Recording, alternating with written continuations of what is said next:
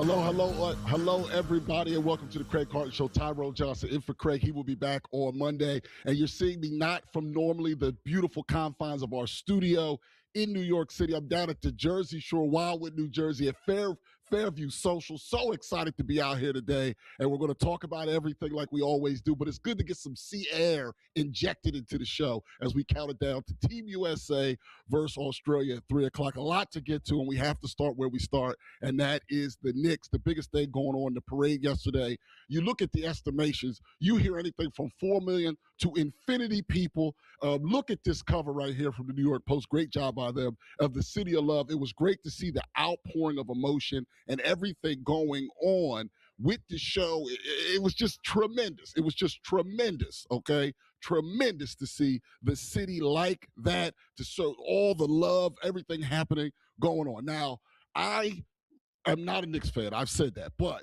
there's something about when a team has a drought like the Knicks had, and then you see the outpouring of love when that happens, okay?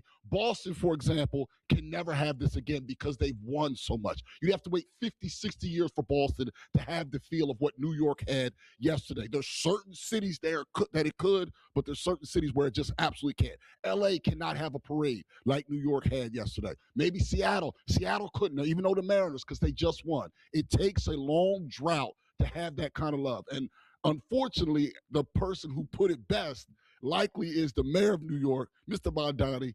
Go ahead and play it, guys. What he had to say out there, I think, summed up that all Knicks fans' journeys, and anybody who's had a championship drought, I think they understand this. For 53 long years, we have watched the Knicks, and we have waited. We waited as the memory of Willis Reed winning the championship on one leg grew fainter and fainter. We waited as Clyde came up clutch again and again, as John Starks dunked on Jordan and Patrick Ewing dunked on the Pacers,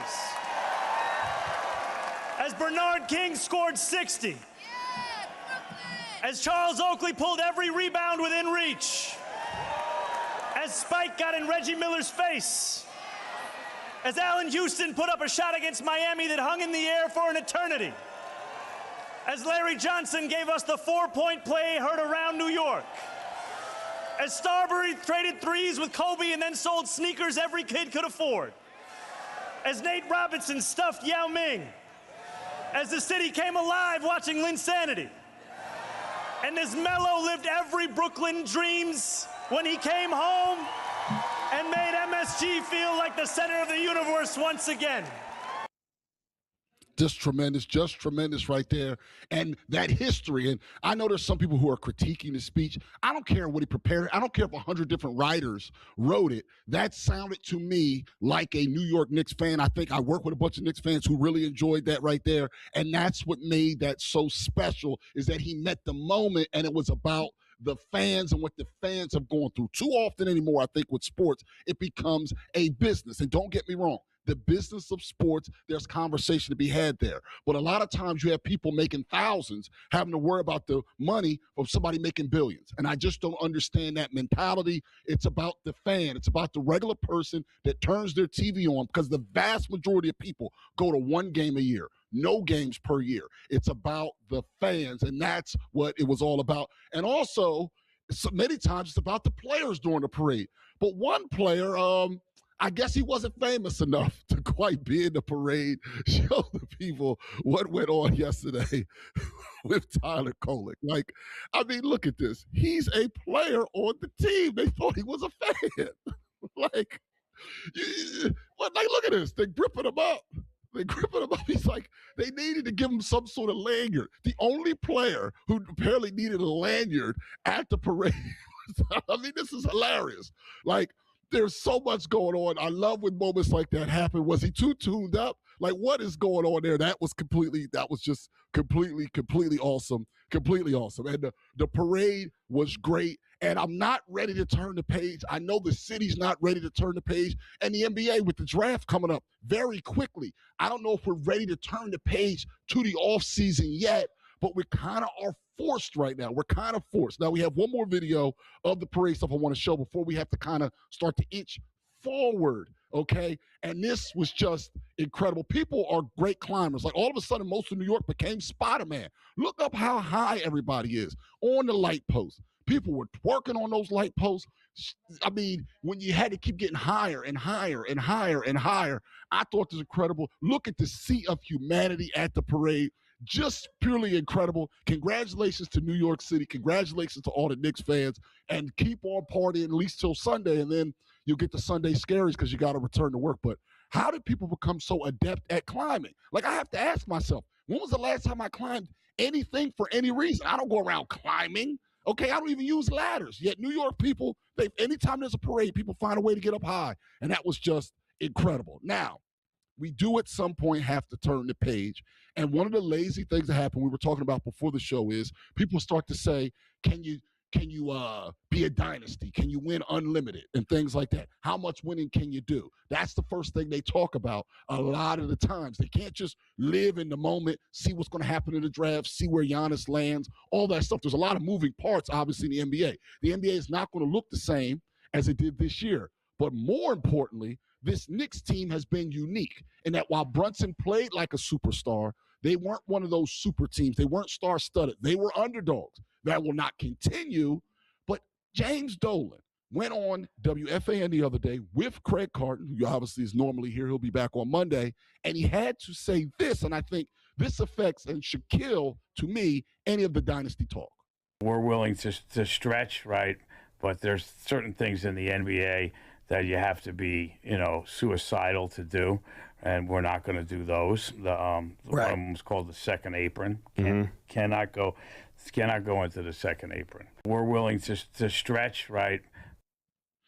Now, when he says that, that's his way of saying he's not going to keep the roster together. And the thing is, the Knicks, and you saw what they did in the playoffs, but you also saw what they did in the regular season, okay? And them being a regular season team that was, as far as champions go, pedestrian. And then they were a super team in the playoffs in large part because how many good players they had. And I know that might sound, oh, what are you talking about? Well, if you look at Thibodeau cared if he had 7 good players because he was only going to play 7. The Knicks at times will go 9, 10 deep. Well, if you have your owner coming out and announcing ahead of time that he's not going to go above the second apron, well, that means that you're not going to have those same players to go 9 or 10 deep, which appears to be what Mike Brown as the head coach would prefer to do. And that means more minutes for everybody else. For example, look at the NBA and how many teams have a center, period. Just how many teams actually have a center that they can trust? They couldn't trust Chet Holmgren with the Thunder, and they were the damn defending champions. A lot of teams don't even have a center. Meanwhile, in Mitchell Robinson, the Knicks had not only one center in Cat, a backup that they could trust, something that's very rare in this league. Well, obviously, he's not going to be back because for him to be back, you're going to need that second apron. A big reason that they won the series. Now, other than Mitch Johnson making a mistake, was they went small with their guards. So you had Alvarado being able to play out there with Brunson. Well, that means Alvarado's not going to be back because someone's going to pay Alvarado. And again, they're announcing that they're not going over that second apron. So when people jump out the window and want to do that lazy dynasty talk, well, you have to kind of listen to what the owner's going to say. It's hard enough to win a championship if you do bring everybody back. You know how hard, nobody's repeated in a little while. It's hard enough to come back when you have your full squad and those guys are all championship ready and battle tested. They're going to try to replace those guys, but what are the odds they find a small guard or any guard that plays with the toughness that Alvarado does? What are the odds they find a backup center that's close to as good as Mitchell Robinson as far as playing defense? I think that the Knicks owner has just told everybody, no dynasty. They'll be competitive. They'll win games. They may be up there with the Celtics and their best teams in the league, but he's not going to do everything that it takes to win again because he's not willing to spend everything it takes to make the team better. And that's just the truth of the matter. That's coming from him.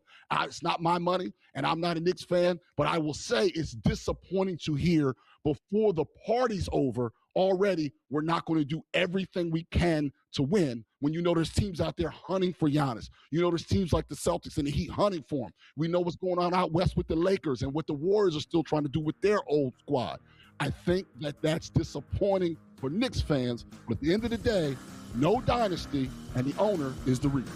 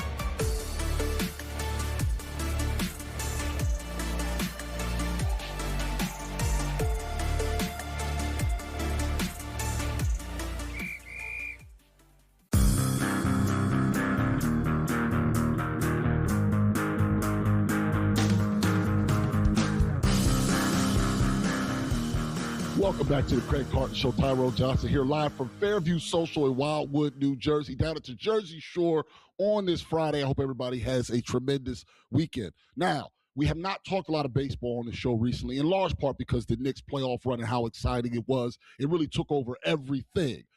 But I'm telling you, cherish this baseball season. I will get into more as this segment goes, but please cherish the baseball season. If you're a big baseball fan like I am, make sure you go to games. Make sure you do everything you can to enjoy yourself at baseball, because you may not be able to enjoy yourself that much longer. But let's get to some news that I think is welcome, and let's start with the home run derby news that's come out. You guys can go ahead and show that on the screen. So they're getting rid of the clock.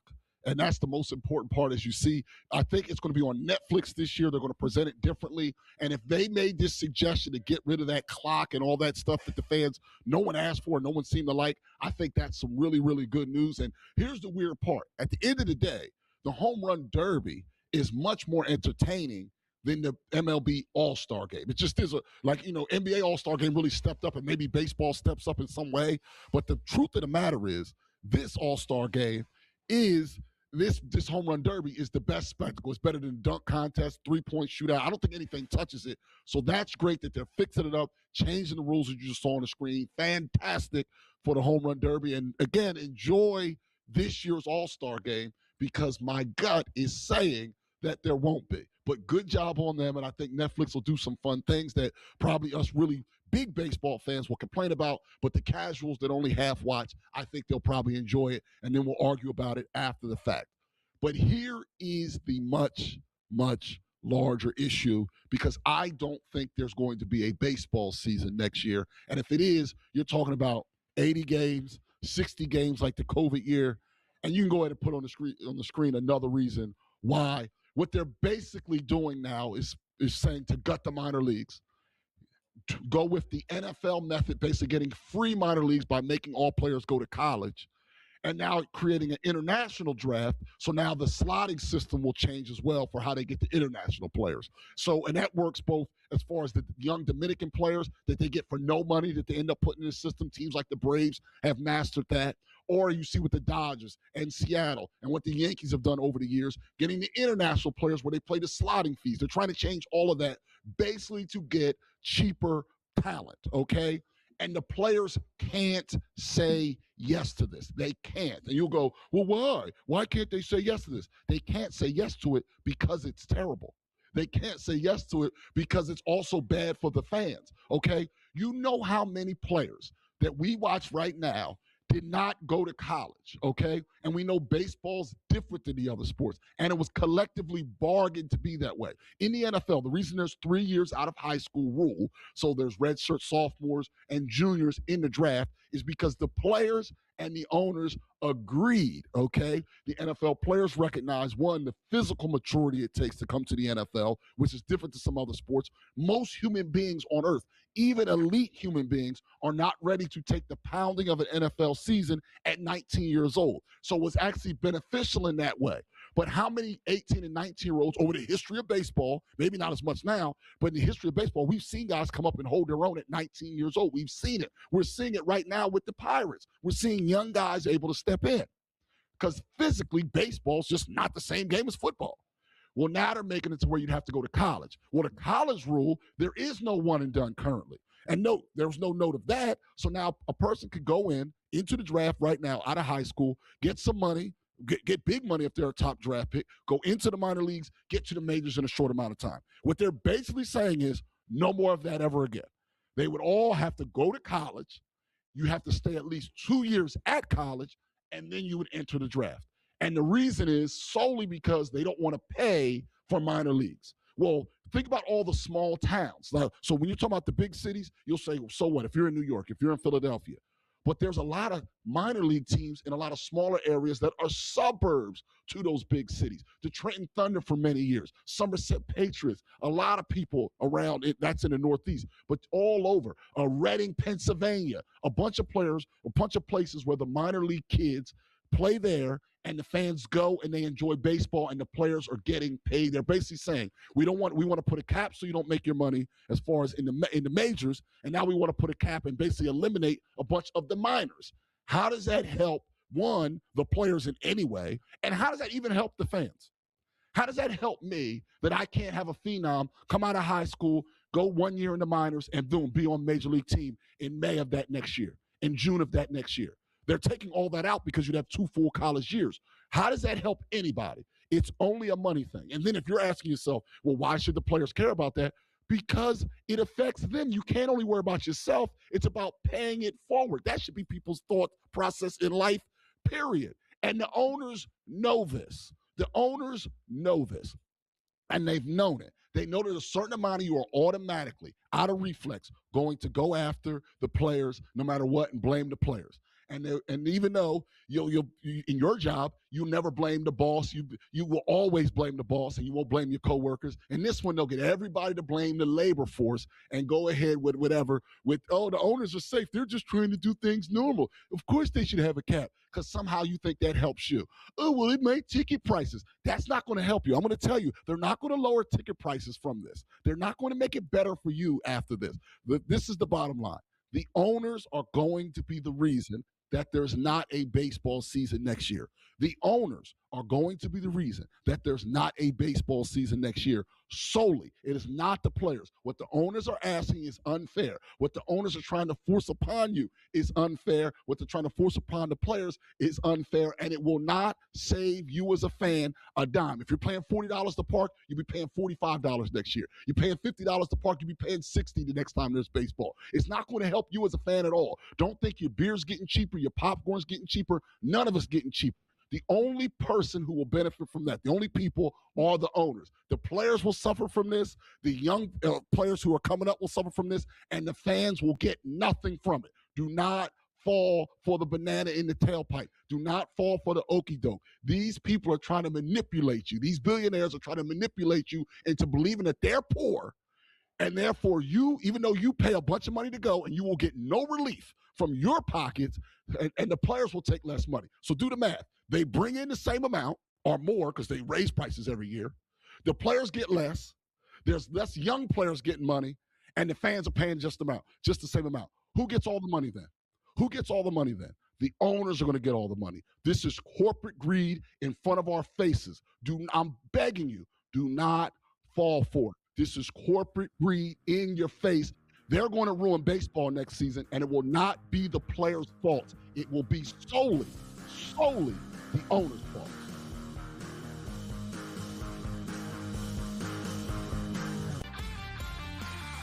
I don't always do a great job of delivering it in the right way.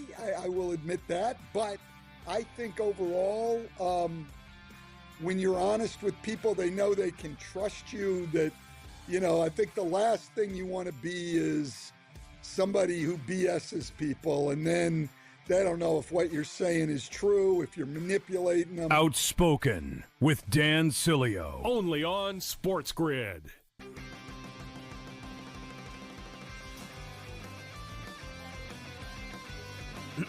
Class is in session. Today, let's talk about the teaser.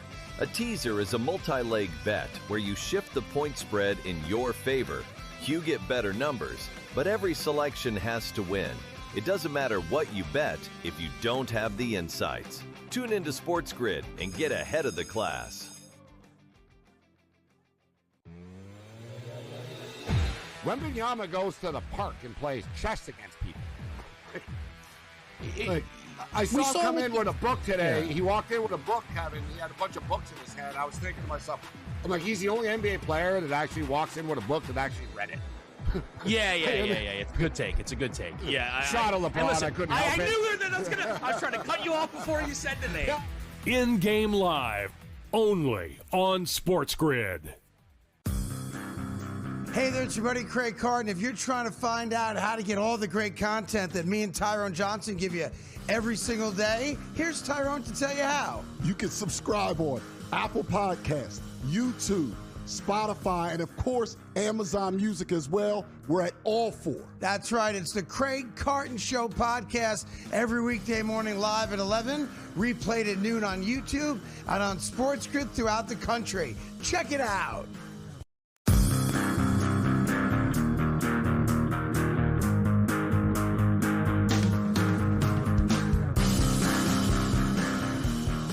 Welcome back to the Craig Carton Show. Tyrone Johnson in for Craig. Craig will be back on Monday. I'm at Fairview Social at the Jersey Shore in Wildwood, New Jersey. And I'm at a sports bar. And later on, I'll probably be here. I'll definitely be here to watch Team USA versus Australia in the soccer. You see, I got the proper kit on. You got to live the right way. And going to a sports bar is part of Americana, okay? Whether it should or shouldn't be, going to a bar to watch a game is something that Americans do in all 50 states, even Alaska, of course, Hawaii. It's part of the deal, okay? You go there, and listen, sometimes people have been overserved in the world. Sometimes things happen, but what Cambridge, Massachusetts is trying to do, okay, right by Boston, is maybe one of the most un-American, communist, terrible things I've ever heard in my entire life, and I've heard some things, okay? I've heard some things. So imagine this, you as a grown adult that's going to go out to watch a soccer game, a football game, a basketball game. You saw how packed all the sports bars were for the Knicks in New York City. Just imagine that. And now this is their thing that they're now pitching to you that will, to me, not only affect Americana and adulthood, okay, it'll affect you as a sports fan. What they're suggesting now is they want to put in a law. Now, this has not been passed yet, but this has been presented, and bars have been forced to try to come up with how they'll keep track of this. They want to make it to where you're only allowed to have one drink every 30 minutes by rule, okay? Not if it takes you 30 minutes. No. You drink your drink after 15 minutes, 20 minutes, 25 minutes. You want another round? You have to wait. So just show it on the screen right there, the situation. So I'm there watching my Eagles game, right? They're opening up the season. It's time to go.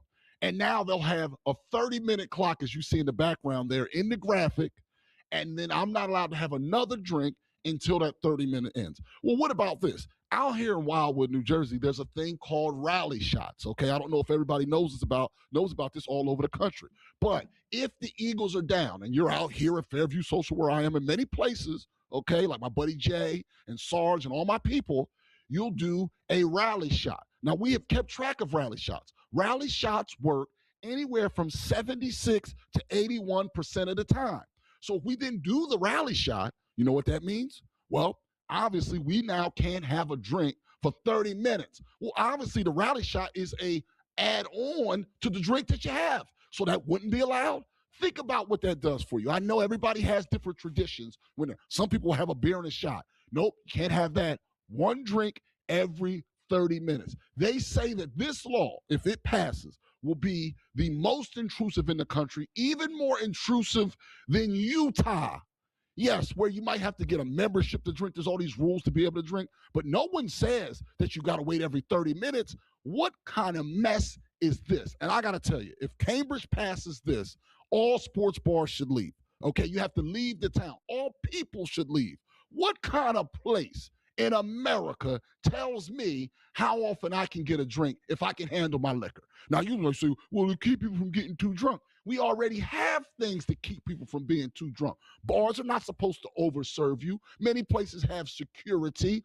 Also, have you ever seen a guy be overserved and make it home? I'm not talking about driving. I'm talking about, I've seen people stagger home safely tons of times. This is a trash situation happening in Cambridge from a trash place. I'm sorry. We can't have this, okay? If you've been a drinker as long as I've been, okay, and I've cut back a lot in 2026, if I'm honest, but I'm a professional at it, okay? If you know how to drink, then you shouldn't have to wait 30 minutes, okay? I should be able to drink at my pace, and so should all of you. And if you can't handle your liquor, this is what I'm going to tell you to do.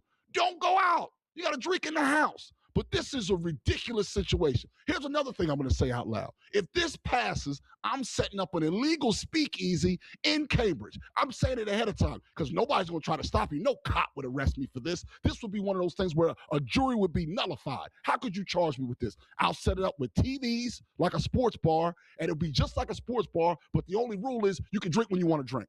And that's what I'm going to do. I'm going to fight back with the people and take it to the streets of Cambridge, the tough streets of Cambridge. Okay, tough streets for me. Ethan would be safer. if they didn't know his last name. Ryan would be safer if they didn't know his last name. But I'm not playing, okay? Despite all the issues, I'm not having it. Don't you dare try to make me wait 30 minutes to have a drink. So that would mean that during this show today, I can only have a total of 2 drinks. Everyone knows I don't even get a lather going to do a show unless I have 3 or 4. Everybody knows that, okay? Where is it at?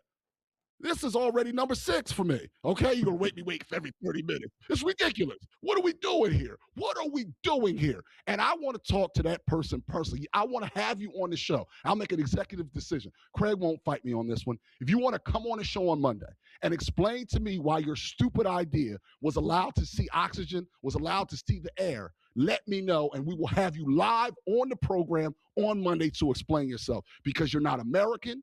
You hate sports. You hate people. You hate the world. Don't you dare try to make someone drink every 30 minutes. And I'm at a bar, and I can't wait to have more than 1 drink in 30 minutes. You loser.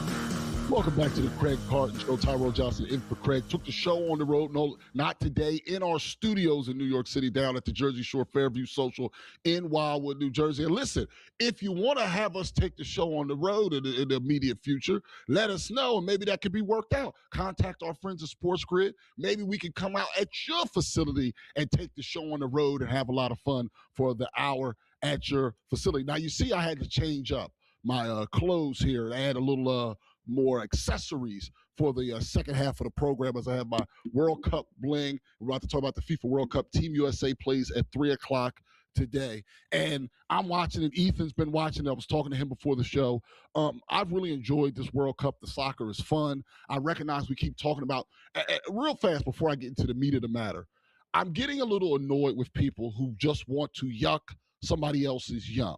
Okay? Like before the show, I'm not going to say who it was. Someone mentioned that they like to add cucumbers and different food to the bedroom, okay? I thought that was weird, but I didn't tell them that it was weird because I don't yuck other people's yum. If that's what you like, cucumbers and different foods with your adult time, then that's what you should do. That's none of my business, okay? Enjoy your time. Well, one of my main issues now is, while it seems like a lot of people are having fun, and I'll show that in just a little while, with the soccer, there seems to be a bunch of people who just want to come up to people who didn't ask you and go, I hate soccer. Okay, you hate soccer. Good for you. Why do you have to hate soccer when someone else likes it? You're allowed to hate it. I'm not telling anybody who doesn't like soccer to like it, but what I'm saying is stop trying to go up to people who didn't ask you anything and criticize the fun that they're having, okay? Because if you've watched the World Cup at all, even if you don't watch any of the soccer, you just watch the crowd, it's entertaining because people are into it. So while you might not be into it, why do you feel the need to go out of your way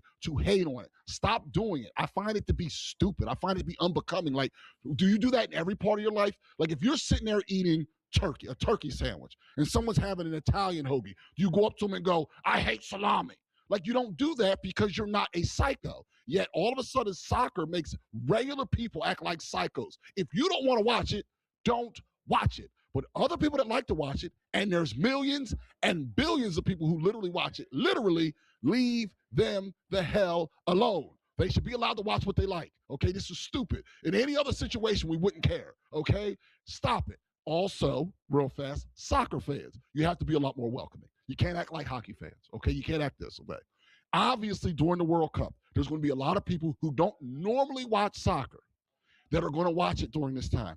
I'm not telling you that you have to teach them the game or do anything, but you can't criticize them and call them names because they're trying to watch a sport that they want to watch during a special time, okay? The World Cup is not every year, and it's not in America every year. So soccer fans, you guys have to do a better job being more accepting to the game, okay? Be more accepting to people who are trying to learn the game, okay? I recognize in the black community that a lot of us play spades. And one of the rules of spades is I never teach anybody how to play spades. I had to learn how to play spades by watching other people play spades, okay? We don't teach it. Well, you can't act that way with soccer, okay? We do that, honestly, in spades because we don't want a bunch of people who don't know how to playing it. It's designed to limit how many people play spades because I'm not going to sit here and walk you through it. You either watch and you pick up the game or you don't. It's kind of that simple. Well, soccer shouldn't be that way, and soccer fans have to also do a better job being more accepting because it's something I've noticed so far. Now, moving on to more of the fun. In Philadelphia, okay, there's been a bit of a curse that's going on in both football and soccer and basketball where you can come and beat Philadelphia teams. We do not win all the time. We've won a lot in football recently, but you saw what happened to my Sixers against the Knicks. You know what happened to the Flyers when they played Carolina. Like you're aware, the Phillies with the Dodgers last year. It's been a long time. It's been, 2008 since the Phillies won the World Series. But there's a rule. If you really want to win, you do not put your jersey on the Rocky statue. You do not touch the Rocky statue. There's been many a team. Minnesota Vikings found that out in the NFC Championship against the Nick Foles Eagles. They did their stupid skull chant and put the Vikings jersey on the Rocky statue, and they lost big. Well, Brazil has figured it out because the first two teams that did it in Philadelphia's games in the World Cup that put their jersey on the Rocky statue, both of them lost. So Brazil decided that's not going to happen to us. They've been having a lot of fun. They play later on. This is what they did. They put guards. You see, they put stances that they brought with them from home. That sign's in Portuguese, but it's saying do not put a jersey on it. And they surrounded the statue to make sure that the curse will not apply to them. They've been turning up, taking over Philadelphia. It's been incredible. But that is the kind of stuff, this kind of fun thing is why it's more than just the game. Because soccer has a different pace, because the schedule of the World Cup, you don't treat it like baseball. You don't even treat it like football. You treat it differently. And that's what these fans are doing. And smart by the Brazil fans to, one, learn about the local lore coming. And many of these people are coming from Brazil proper. They're not just fans jumping on board. There's some of those guys were from Brazil proper, hence why the sign was in Portuguese and catching on. I think that thing is a lot of fun. And this is the whole point. Sports are supposed to be fun. Yes, you have the angst. The angst is part of the fun. Now, I admit it. There are times where you become almost a glutton for punishment. Right now, I feel for Mets fans because that owner was supposed to provide something that he just hasn't provided. Right now, even though the Mets did beat the Phillies last night, the Mets, for example, they look in large part like the Mets did before they had that owner, and that's not what was supposed to happen. And I already have people in my ear suggesting that they fire the general manager Stearns, and I can't disagree with that. At some point, you have to win in New York City, okay? But when the Mets do eventually win, because you just saw it with the Knicks. It's going to happen. 86 is nothing compared to 75 or 73, so it's nothing. Your time is coming. The losses and all that is part of it. The fun of sports is part of it. And I think that in America, I'll say this flat out, we don't do a good enough job having fun with sports. In fact, I'll say it, we do a terrible job having fun with sports. We stink when it comes to, we're good at watching it. We're good at building stadiums. We're good at being passionate. We're good at going. But we're terrible at having fun. You don't believe me? Well, why don't you think about watching Dominican, look at the World Baseball Classic, look at the Dominican Republic, look at Puerto Rico, look at those other countries, and look at how we celebrate. We suck at celebrating. Other countries do it better. We're not good at having fun. We have become a society of no fun, which I kind of respect because, I mean, we do have bills to pay. But you got to have fun sometimes. And if you don't believe me, if you think, oh, that's only a Latin thing, oh, yeah? Why don't you show these Norwegians, okay? Listen to this and see what these Norwegians do during their soccer games and compare it to what we do during games.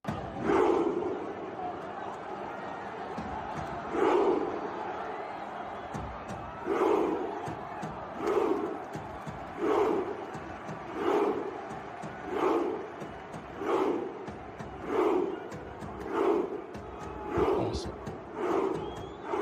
Look how hyped they are. You hear how hyped they are to come in? Whoa. Because they're from the Vikings. They're the descendants of the Vikings, and they're rowing across your pitch to win. That's fun. Meanwhile, we do the stupid wave. That's all we got. That's all we got, the stupid wave. We don't have enough fun. This is what soccer's teaching me, okay? This is why the World Cup's important. As good as American sports are, and we love it, right? In football, this is all the celebration we do. We hold up a sign where somebody has a D and then a picket fence, and they go, defense. That's the one thing they do. That stinks. You have guys take off their shirts in the clothes. Never ladies. How about you be fun for once, ladies? Okay, they never take their shirts off in the stadiums, okay? You got that. What else do we do in football? We do nothing. We do nothing fun. Oh, they put on a dog mask in Cleveland. That's nothing. Before the game, they jumped through a damn table in Buffalo.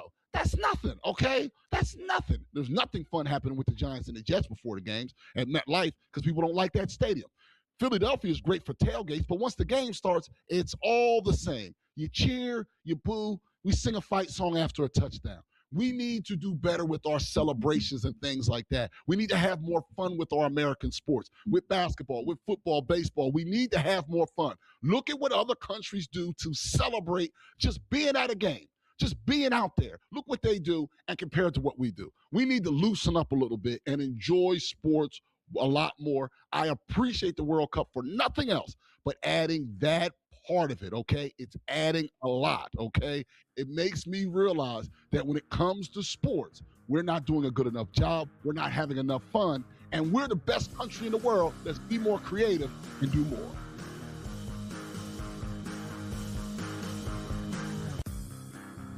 Hey there, it's your buddy Craig Carton. If you're trying to find out how to get all the great content that me and Tyrone Johnson give you every single day, here's Tyrone to tell you how. You can subscribe on Apple Podcasts, YouTube, Spotify, and of course, Amazon Music as well. We're at all four. That's right. It's the Craig Carton Show podcast every weekday morning live at 11, replayed at noon on YouTube and on SportsGrid throughout the country. Check it out. Their pitching has been really good in their bullpen, too. So Chris Getz, their general manager, credit to him.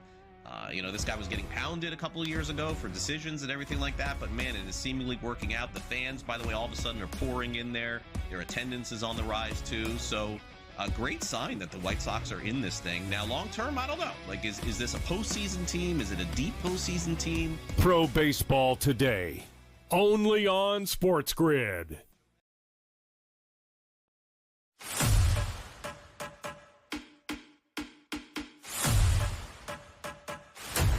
Are you ready for el verano más futbolero de tu vida?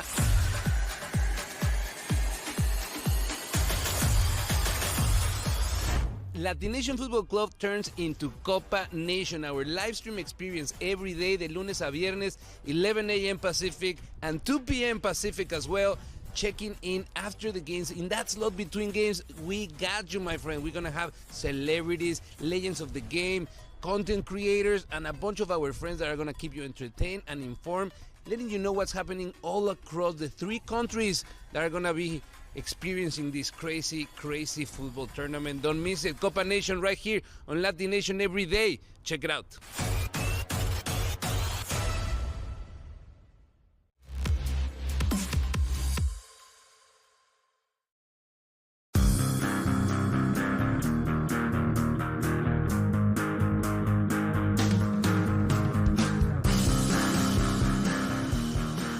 Welcome back to the Craig Carton Show. Tyrone Johnson, always here, but here without Craig today. We're at Fairview Social in Wildwood, New Jersey. Took the show on the road today. Really, for the first time, it's been a lot of fun. Appreciate everybody watching. I hope everybody has a tremendous weekend. You know, we'll get to it in a moment, but that Bryson DeChambeau is kind of a cement head, isn't he? Like, you know, really big guy and can play golf, but he's kind of a cement head, isn't he? Like, just be a little smarter.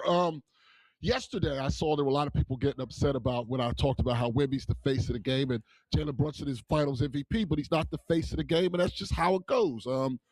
This is how it goes. I don't decide these things. The people decide it. Well, we know over the last 20 years, whether you're a Jordan guy, whoever you are, the number one guy for the last 2 decades in the NBA, by and large, and the most famous guy, the guy that's been around, did movies, whether you like him or not, and had a lot of impact doing a million things, is LeBron James. And there's a lot of talk about where he's going to go next. And with the draft being, believe it or not, next week, that talk accelerates because a lot of teams want to have everything in place by the draft. And we have conflicting reports when it comes to LeBron James. And while a lot of people will say they don't care, you care if for nothing else, you want to root against him. I'm a person who roots for him, but a lot of people out there root against him. Where LeBron goes absolutely moves the needle. And the Lakers are, at worst, the third most famous team in the NBA, if they're not first. And let's go with the first report. Now, it's small on my screen. Is this the one where they're saying they're not going to offer him anything close to the max? Yes, that is one that is out there for the NBA. Sorry about that, guys. Yeah, that's the one that's that is not close to offering him the max. LeBron, because if he decides to do a retirement tour, which a lot of people assume he'll do, that's worth a lot of money. You can raise ticket prices on certain games basically to Knicks playoff prices, and people will pay if they know this is the last time LeBron's going to be there. That's both home on the road. Trust me, if you're in the East and he stays in the West and he comes to the Garden, you know how much money you can get for LeBron James tickets. So he's worth a lot of money, and how much the team that gets him is worth. So he could ask for the max for that reason. And the word out there on the one hand is they're not going to offer him anything close to the max. That's what's out there. But then there's another report where they're saying that you have a team in the Lakers who need to surround Luka with more talent. They appear to be very committed to keeping Austin Reeves as their future guard and running mate to go with Luka. Well, now there's another report out there, as you see on the screen, where the Lakers are going to look to sign both LeBron James and Kevin Love, a veteran guy, high basketball IQ, and in a playoff spot won't make a lot of the dumb mistakes that you saw the Spurs make because of how much of a heady player that he is. Now, they still need a guy like Mitchell Robinson, to be honest with you, a rim-running type of center that Luka can have a lob threat to, and there's a lot of other things they need. But that, to me, is fascinating, and it comes down to, what do you believe? What do you really believe? And for the first time in his career, would LeBron be open to taking less money? And if LeBron goes and looks at it and goes, I can't get the money that I like, does he continue to play at all? Could LeBron just walk away with no retirement tour? Is it really all about his ego? We don't know. But this Lakers thing, to me, is fascinating because we just saw what the Knicks did.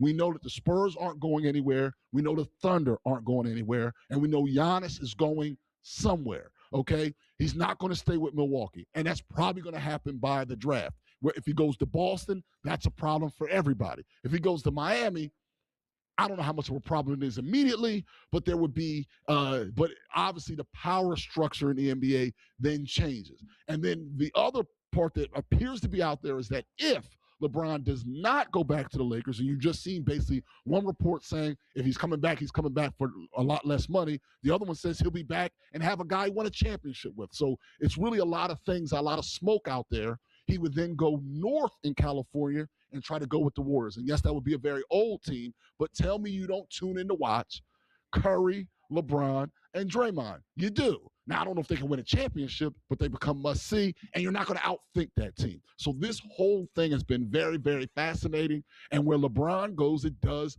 move the needle, whether we like it or not. He is the best basketball player to ever live and the best player we've ever seen, with Jordan a distant second. That's what we know, okay? I just speak on the facts, okay? He's the GOAT, okay? He's number one. And then you have Jordan number 2, Kareem number 3, okay? Magic number 4, Curry number 5. That is the top 5, okay? I hear Brunson in my ear. Brunson, Kobe is in the top 10. Shaq is in the top 10. Wilt is in the top 10. I'm going to tell you, okay, I'll say it again, okay? I'm not hot taking this. I've thought this through. I'm going to tell you my 10 right now, then off the top of my head. I had my 5 down. Now I got to fill in the rest, okay? LeBron, Jordan, okay, Kareem, Magic, Curry, because of how much he changed the game. That's my top 5, okay? All right, 6, I'll go Wilt. I go Kobe. I go, yeah, no, Russell's not there. I go Wilt. I go Kobe. I go, no, KD, I don't go there. I go Bird there. I don't go Bird there. No, KD is ahead of Bird, though. I go Shaq there. Yeah, Shaq. I go Duncan. And then I go Oscar Robertson. And that's my top 10. That's my top 10. That's my top 10. Okay? That's my top 10 player. Okay? Bill Russell is in the top 15. Okay? He never played, for the record, just since we're on this tangent, I can just do it. Bill Russell never played with less than 5 other Hall of Famers. So you talk about LeBron and a super team, you talk about anybody else with a super team, yeah, you can't do that. And Bird is somewhere right there as well. Larry Bird. Longevity plays a role in that. He had the bad back because he decided to do his own driveway like an idiot. But anyway, getting back to the point, the LeBron situation, okay? And these people go, LeBron's a GOAT. Yes, LeBron's a GOAT. And Bill Russell is 11 or 12. Yes, who you play with matters. He's the greatest winner. And then I also don't have, hey, to help you, Robert Horry has how many rings? I don't have him in the top 10 since it's about rings. Okay, I don't have him there either. Okay, if that makes you happy, because otherwise I could do that. Okay, I put Kerr there, and any guy out there with just a bunch of rings. I don't have Ron Harper there; he has a bunch of rings. I don't have Rodman right there; he has a bunch of rings. Let's stop with this, okay? Let's stop with this, okay? LeBron's the GOAT, and where he goes is going to be interesting. I think he's going to end up staying with the Lakers, and I do think the Lakers, if they make the right moves with the center spot, will have a real chance of maybe being in the mix to win it. And what would happen if 40-something-year-old LeBron gets another championship with the Lakers? He beats the OKC Thunder. He beats Wemby and the Spurs. He beats the Knicks, and then he gets that another ring. And at that point, there will be no doubt from anybody. The king of the sport will be who? The GOAT, LeBron James. That's just the truth of the matter. And I don't care he has one less than Jordan because he's over 40, still doing it at a high level, and Jordan was in the rocking chair, people. Let me tell you, we'll wrap this up coming up. We've got a lot to get to, and we missed out on this week.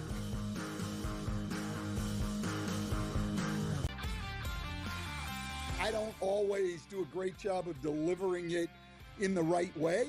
I will admit that. But I think overall, when you're honest with people, they know they can trust you. That, I think the last thing you want to be is somebody who BS's people. And then they don't know if what you're saying is true, if you're manipulating them. Outspoken with Dan Sileo. Only on SportsGrid.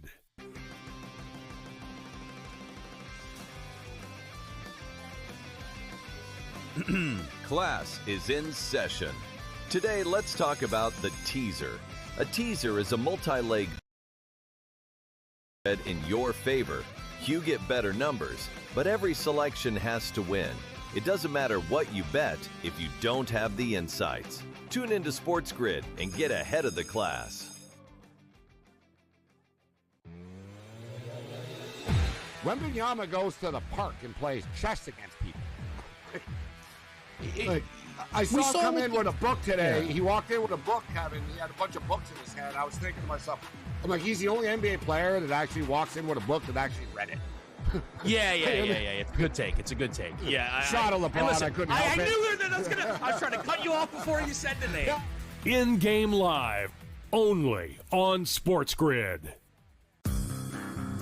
Hey there, it's your buddy Craig Carton. If you're trying to find out how to get all the great content that me and Tyrone Johnson give you every single day, here's Tyrone to tell you how. You can subscribe on Apple Podcasts, YouTube, Spotify, and of course, Amazon Music as well. We're at all four. That's right. It's the Craig Carton Show podcast every weekday morning live at 11, replayed at noon on YouTube and on SportsGrid throughout the country. Check it out.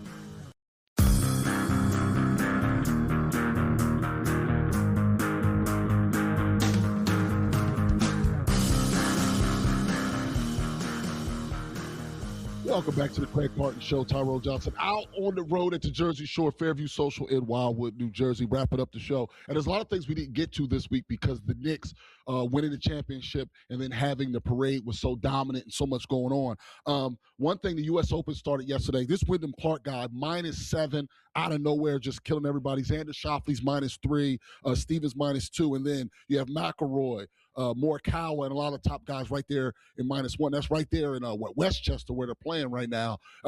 If you haven't been tuned into it, it's because the Knicks kind of overtook the world, but you have that up in the Hamptons. I apologize when they're playing, and yeah, so you have all that going on. So a lot going on with the U.S. Open, and that's in large part why we haven't talked about it.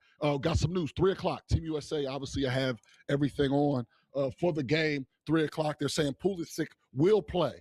He had been questionable with the calf injury. They said he was doing better yesterday. Now they're saying, I heard in my ear, that he will be playing. So you have that going on coming up in Week in Review. Let's get to this poor, unfortunate soul, Jazz Chisholm, real fast as well, because this happened yesterday. And this is, in some ways, the fact that he walked under his own power and wasn't carted off. I can say out loud that Jazz Chisholm is one of the 5 toughest men to ever live. Oh my God, that hurts. I'm sitting here. Look where the ball goes. Look where the ball. I'm in pain.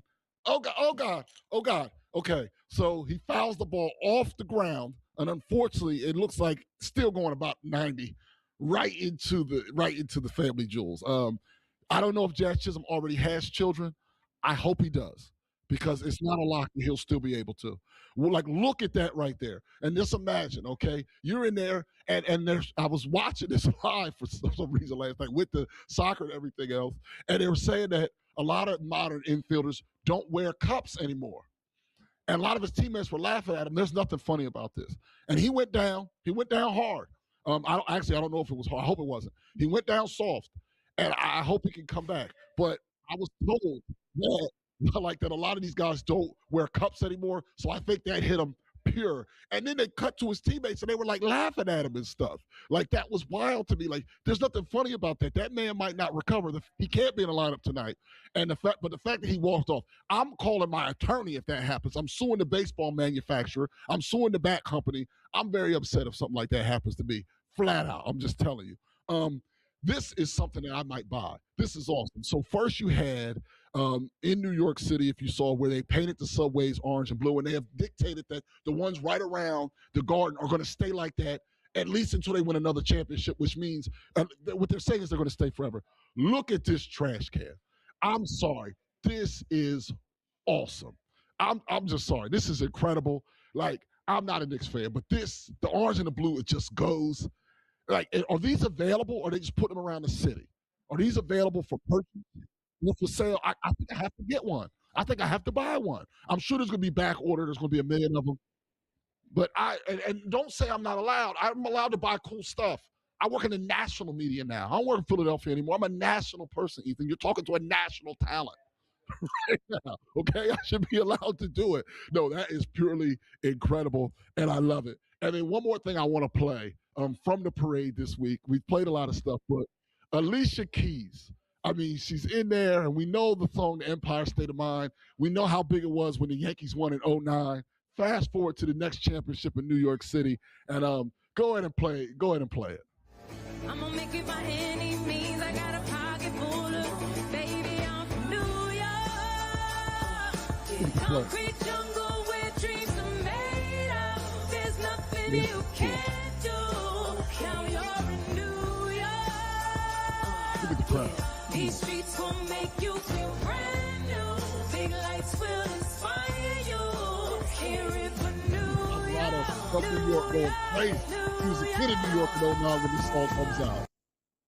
Yeah, that's awesome. I'm sorry, that's awesome. And here's the one thing I think we all have to do, whether we're media, fans, or whatever. We can never be so jaded to where we don't find stuff like that cool. Okay, it was cool when they did it with the Yankees, even though they were playing the Phillies, and I did not love that at the moment. It's cool now. Moments like that, a person in her case from New York doing that in New York City after the Knicks win their first championship in 53 years, that kind of stuff is special. That's part of the reason why we watch sports is those stories just happen. These unscripted things. It's the greatest soap opera in the world, and no one ever has to write the script. And that was just special. And I'm sorry. Yes, I'm a Sixers fan. Everybody knows that. I don't run from that. That kind of stuff is cool. And I never want to be so jaded or be in a spot where I can see that and not realize that that's just tremendous. And that's what it really, at the end of the day, is all about. People living their dreams, and that part is just, that's what it's about, because we have no control. We're watching the games. So when those people finally come through for us, when what we want our whole lives,